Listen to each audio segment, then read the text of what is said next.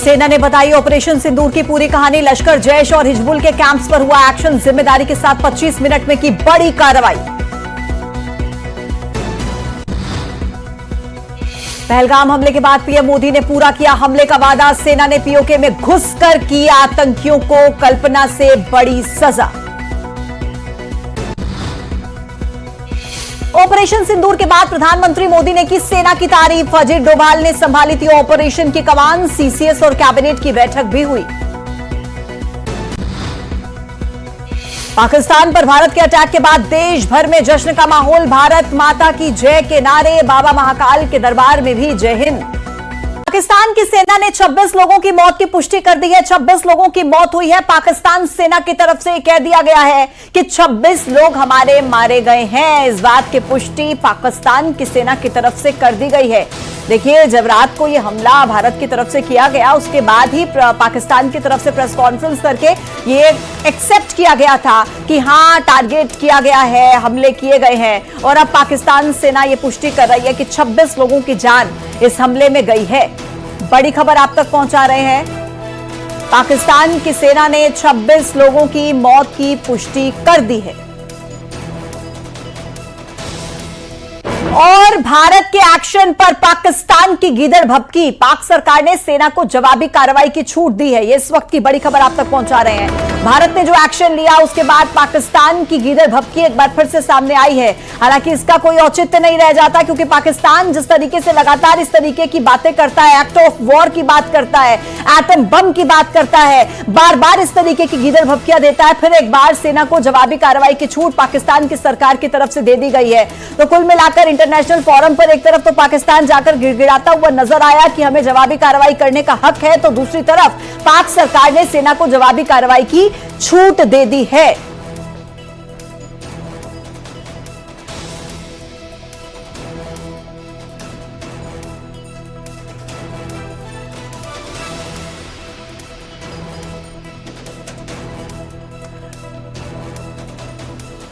Defence expert Brahmdeep जी इस वक्त सीधे हमारे साथ कनेक्ट है। ब्रह्मदीप जी, एक बार फिर से आपका न्यूज 18 के मंच पर स्वागत है। और जैसा कि मैं आपसे पहले भी बात कर रही थी कि आप पाकिस्तान की इस गीदड़ भभकी का अब कोई महत्व, अब कोई औचित्य रह जाता है जब वो अपनी सेना को एक खुली छूट दे देता है कि आप जाकर जवाबी कार्रवाई कर सकते हैं, आपको जो करना है आप कीजिए। पूजा जी, देखिए, पाकिस्तान की सेना क्या करेगी, ये बहुत दिलचस्प सवाल है।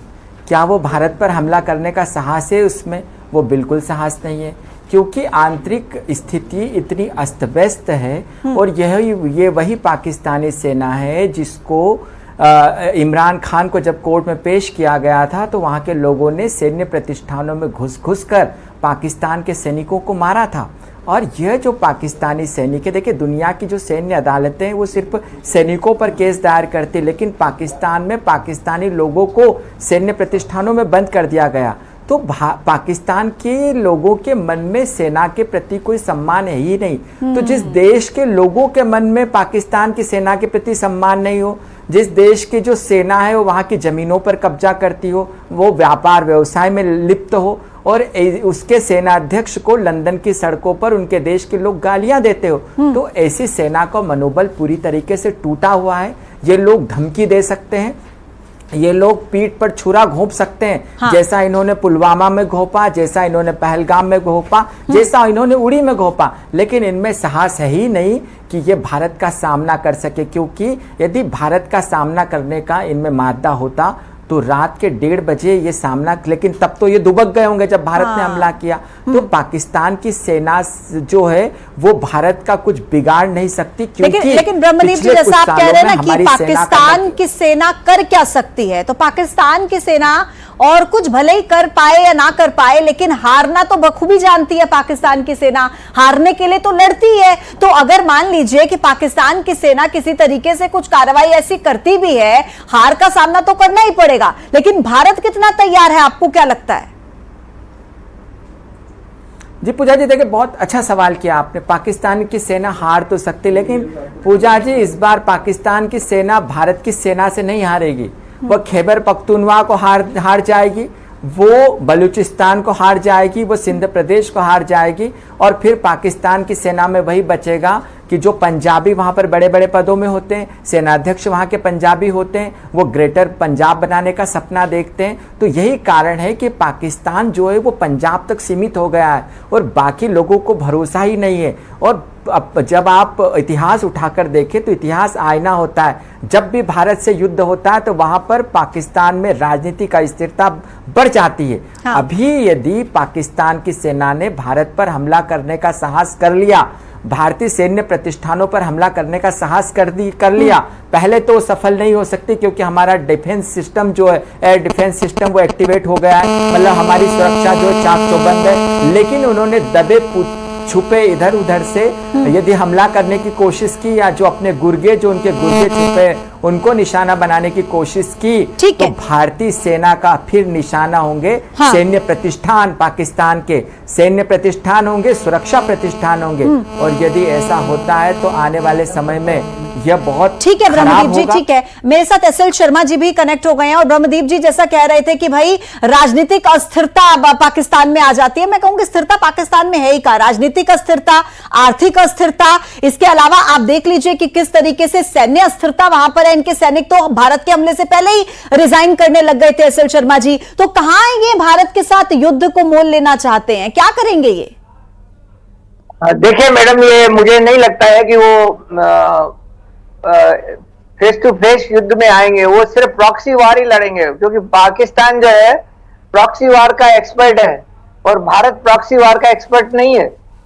तो इसलिए भारत डायरेक्ट अटैक करता है। अभी जो भारत ने अटैक किया है वो किसी भी सैन्य प्रतिष्ठान के ऊपर नहीं किया है। भारत का एम ये था कि जो आतंकवादी है और उनके ठिकाने हैं उनको नेस्तनाबूद करना चाहिए। अभी जो फर्स्ट राउंड हुआ है उसमें कुछ हुआ, अभी सेकंड राउंड के अंदर इनके जो आका हैं, जो हाफिज सईद और मजूर और ये जो दूसरे बड़े जो आका हैं जिनके इशारे पे ये लोग करते हैं, उसमें ये सब निपट जाएंगे। और ये जो पाकिस्तान की सेना है ये ऐसे ही सीमा पे गोलाबारी करती रहेगी, डायरेक्ट अटैक नहीं कर सकते। दूसरा क्या है कि इनके पास जो F-16 है, अमेरिका के एग्रीमेंट के अंदर क्लियरली लिखा है कि F-16 को भारत के खिलाफ यूज नहीं कर सकता, और अगर करेगा तो उसके अंदर लॉकिंग सिस्टम है, वो फुल कैपेसिटी में यूज नहीं कर सकते। तीसरा, जो चाइना के जो एयरक्राफ्ट हैं वो माचिस की डब्बी है, उनका वजन इतना ज्यादा है, उनका कैरिंग कैपेसिटी बहुत कम है, और उनकी आयल बहुत ज्यादा खाते हैं। तो इसलिए पाकिस्तान का स्टैंड 2 दिन से ज्यादा नहीं रह सकता कहीं पे भी आएंगे तो। बिल्कुल ठीक आप कह रहे हैं एसएल शर्मा जी, मैं लौटूंगी आपके पास, लेकिन इस बीच एक खबर दर्शकों को दे दें कि पाकिस्तान में जो आतंकियों के खिलाफ एयर स्ट्राइक हुई है, पूरा देश आज जश्न मना रहा है। भोपाल की कुछ तस्वीरें हमारे पास है जहां पर लोगों ने सेना की कार्रवाई पर मिठाई बांटी, जश्न मनाया। ये तस्वीरें दर्शकों को टीवी स्क्रीन पर हम दिखा रहे हैं और देखिए किस तरीके से जश्न मनाया जा रहा है, क्योंकि 14 दिन के बाद महज 25 मिनट के अंदर भारत की सेना ने अपना बदला पूरा कर लिया है।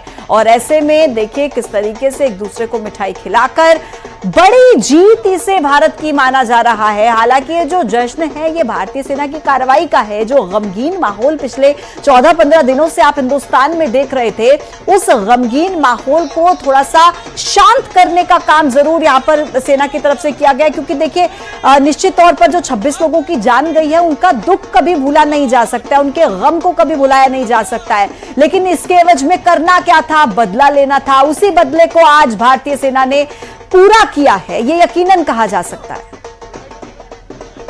देखिए, बड़ी खुशी का मौका है कि कई सालों बाद आतंकवाद के खात्मे के लिए मोदी जी ने एक बहुत बड़ी पहल की है और पाकिस्तान को मुंहतोड़ जवाब दिया जा रहा है। पूरा भारत का एक एक नागरिक, एक एक आदमी, एक एक व्यक्ति, मर्द औरत सब जो है मोदी जी के इस फैसले के साथ हैं और साथ में लड़ने को भी तैयार हैं। और इंशाल्लाह जैसे जैसे वो आतंकवाद के विरोध कदम उठाएंगे हम उनके पूरे साथ हैं, खड़े हुए हैं। मैं इंडियन आर्मी का और हमारे देश के प्रधानमंत्री साहब का बहुत बहुत शुक्रिया अदा करता हूं, जिन्होंने फिरका परस्त ताकतों पर मुंहतोड़ जवाब दिया है। जो 28 हिंदुस्तानियों ने, हमारे देश के भाइयों ने जान गंवाई थी, उसके लिए मुंहतोड़ उन्होंने जवाब दिया। और मैं चाहता हूं पूरे देश से जो है फिरका परस्त ताकतें खत्म हो, इसी तरीके से ऐसे ही हमले होते रहे जब तक उनके समझ में ना आए। और इस बीच मुरीद के में सबसे बड़ी तबाही की तस्वीर सामने आई है। कई आतंकी मुरीद के में मारे गए हैं। न्यूज़ 18 के पास एक्सक्लूसिव वो तस्वीर है जो हम आपके टीवी स्क्रीन पर अभी रखेंगे। मुरीद के में आतंकी मारे गए हैं। एक्सक्लूसिव तस्वीर दर्शकों के सामने। बड़ी तबाही की तस्वीर सामने आई है जहां कई आतंकी मुरीद के में मारे गए और न्यूज़ 18 के पास वो एक्सक्लूसिव तस्वीर है जिसमें आपको ये पता लग पाएगा कि किस तरीके से मुरीद के में ये अटैक भारतीय सेना की तरफ से किया गया और आतंकी उसमें मारे गए। एक नहीं बल्कि कई आतंकी इसकी जद में आए हैं और मारे गए हैं। जिस तरीके से भारत की सेना ने चुन चुनकर आतंकी ठिकानों को निशाना बनाया। ये तस्वीर सामने आ गई, आप देखिए, ये देखिए ये तस्वीर मुरीद के में आतंकी ठिकाने की और कई आतंकी